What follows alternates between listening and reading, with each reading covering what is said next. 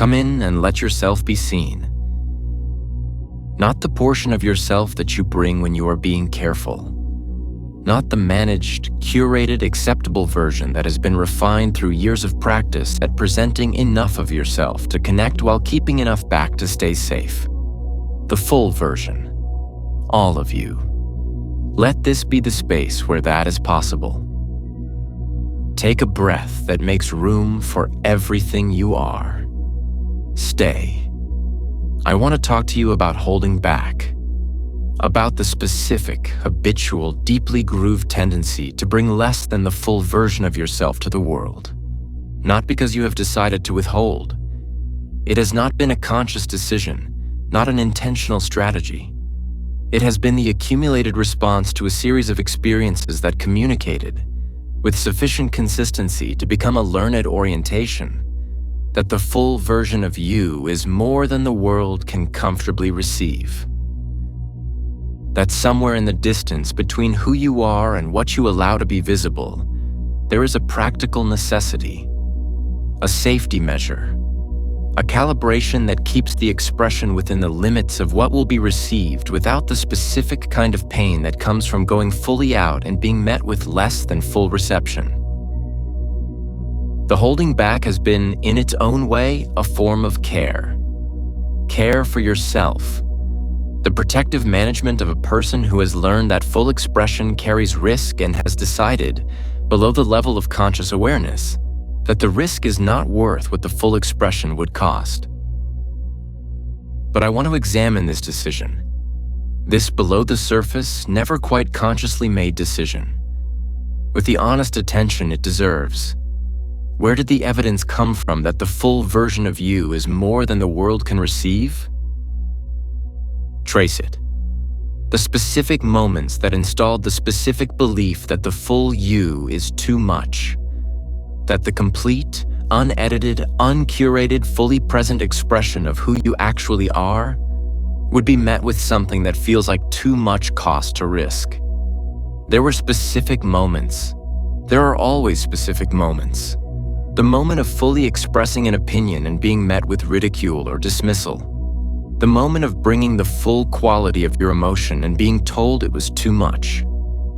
The moment of showing your full ambition and being received with skepticism or discouragement, or the specific kind of response that said, "People like you do not expect things that large." The moment of genuine, unguarded vulnerability and the particular response that made the unguardedness feel like a mistake. Specific moments, with specific people, in specific contexts, that were not representative of all moments, all people, all contexts. But specific moments are extraordinarily convincing, especially when they are early, especially when the person involved has significant authority in your life, especially when they repeat. When the pattern is consistent enough that it stops feeling like information about specific people in specific contexts and starts feeling like information about the world. The world was not ready for the full version of you. That is the conclusion that was drawn, and it became the operating principle. The thing that is checked, below the level of conscious awareness, before every significant expression. Is this going to be too much? Will this be received? Should I scale this back, soften this, present a more manageable version of this before I bring it forward? And most of the time, the answer produced is, yes, scale it back, soften it, bring the acceptable version rather than the full version. The result is a life in which the full version of you has never been fully tested in the present context with the present people, because the test has been consistently declined in advance based on evidence gathered in a different context with different people in a different period of your life. The evidence is old, and the conclusion it produced may not be accurate for the present. Let me say something more direct.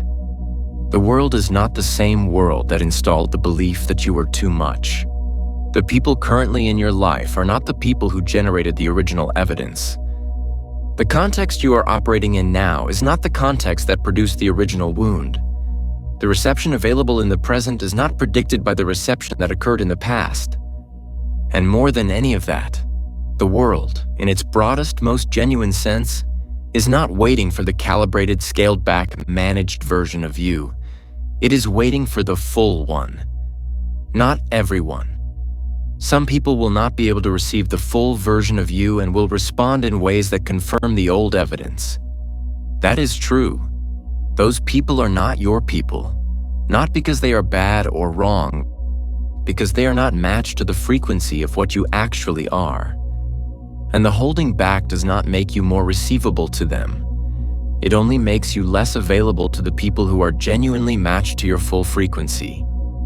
The people who are genuinely matched to you, who are capable of genuine encounter with the actual you, who have the specific kind of consciousness that can meet the specific kind of consciousness you are.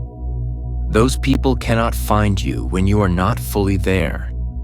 They encounter the managed version, the acceptable version, and they encounter something, but not the thing that would produce the specific quality of recognition that genuine frequency matching creates. They leave the encounter having met someone, but not having met you. And you leave it having connected, but not having genuinely been met. The full you is what they are looking for. The full expression, the unscaled, uncalibrated, completely honest version of who you are and how you see and what you think and what you want and what you feel and what you know. That is the version that produces genuine encounter. That is the version that generates the specific quality of being known, of being actually seen by another person. That is one of the most profound experiences available to human beings, and that has been largely unavailable to you because the full you has not been fully present. And beyond the relational dimension, the world needs what the full version of you carries. Not the watered-down version, not the scaled-back, carefully managed, socially acceptable version. The actual, full, specific, unrepeatable gift that the particular consciousness you are has to offer to the world. Whatever that is. Whatever the specific expression of your nature that has been most consistently held back, most carefully managed, most consistently offered at less than full volume. There are people, somewhere in the field, who need it, who are waiting for it, whose lives will be genuinely different because of it, who cannot be reached by the managed version because the managed version does not carry the full power of what is actually there. The world is ready for you, not the version of you that is ready for the world.